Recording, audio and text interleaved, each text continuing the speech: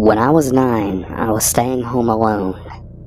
It was early morning, and I had just gotten out of the shower and brushed my teeth. I put on my favorite outfit, set up a little area in the living room with a drink and a snack, and then turned on the TV to watch something. The phone rang. I went across the house to go answer it. The voice on the other end was, well, really familiar and really comforting for me.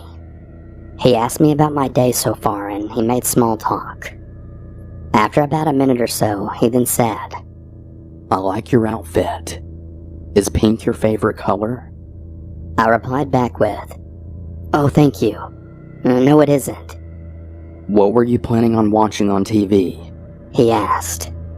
It took me a few seconds to understand what was happening, as I was only 9 years old and very naive. The voice on the other end of the phone then changed. It became deep and raspy and horrific. The voice then proceeded to describe all these horrible things that they wanted to do to me, and in detail. I went numb. My skin felt as if it were on fire, and my heart was racing. I had never been more terrified in my entire life. I slammed down the phone, and then I called my mom at work. I tried to explain what happened, and I'm not sure I was making much sense. She got on to me for answering the phone, and she told me to go back about my day. I remember trying to explain to her that he was watching me, and that he told me what I had been doing, and that he knew what I was wearing. I also mentioned that I was going to call 911 because I needed help. "That isn't necessary. I'm not coming home. Just don't answer the phone and go watch TV," she said, and then I hung up. I was really confused and I was scared. I could feel his eyes on me. I pulled the curtains closed and I raced around the house, torn between doing what I felt was right and doing what I had been told by my mother. This whole time the phone was ringing. The second it would stop, it would just start up yet again. The sound of the phone ringing would pulse through my entire body like electricity. It was practically paralyzing me. It was like I was frozen but also on fire at the same time. I waited for a pause in the ringing and called 911. "I'm home by myself and I'm 9 years old and someone's watching me and telling me they're gonna kill me," I told the operator. She tried to keep me calm and she said that she would send help for me.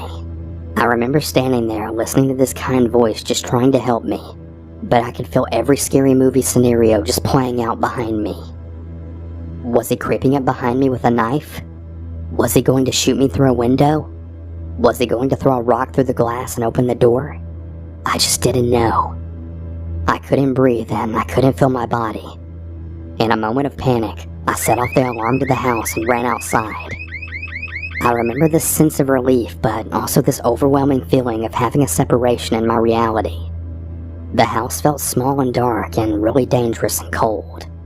Outside felt open, as well as safe and warm. I could hear lawnmowers and the sounds of birds chirping. It was a beautiful break from that bone-chilling feeling of the phone.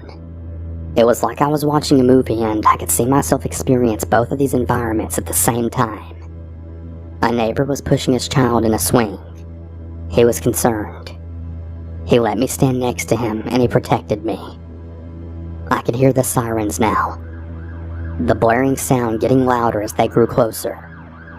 It felt like it took an eternity, but the police finally arrived. An officer walked over to me and he asked me what happened. I did my best to explain it, but so many of the words on the phone that were used were just so embarrassing. I couldn't bring myself to use such adult words to a police officer. And his other words were just bone-chilling. I couldn't say those either. To this day, I can still hear my young voice repeating the words. He was watching me. He said he was going to kill me. Not long after, my mom's car pulled into the driveway. She, for some reason, decided to come home. She didn't look for me or come to speak to me. She just calmly got out and then walked over to the police officer. I was standing in the doorway from the house to the garage, just facing the driveway. I could see my mom and the police officer. I was watching and trying to understand, trying to figure out what was happening. Then I saw it. She was laughing. My face was swollen from tears, my heart still racing, and my skin was on fire. And my mom was laughing? What the hell was going on? Very slowly, I crept a little closer, and I then overheard. I'm so sorry about this. I guess she just got scared being home alone and overreacted. I'm really sorry. What the hell's happening? What did I do wrong? Did I imagine this? Was this a dream? Should I not have called 911? Did I actually overreact? My memory of what happened after that is a little hazy. I remember refusing to stay home alone and the sound of the phone ringing just rippling through my body. It wasn't something I liked discussing. I refused to repeat what had been said to me by the voice on the phone. My mom decided that she knew who did it, but she didn't even know the details. There was no investigation. No one was questioned. She told me it was a boy who was the same age as me who lived across the street.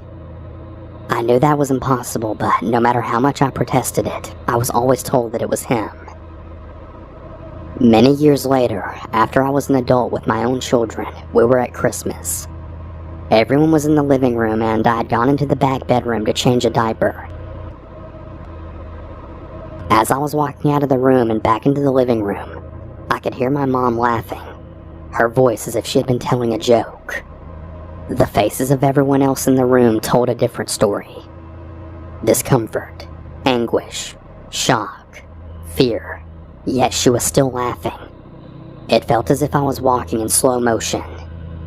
One of my older children had actually stopped me from entering the living room and sort of pushed me back into the room that I had just come out of. She just told the story of you being home alone and the man threatening to kill you. She told it like it was a joke or something. Like some funny story from your childhood. My child told me. To this day, I never learned who it was that called me. I deal with my fear of ringing phones and phone conversations on a daily basis. It's awful.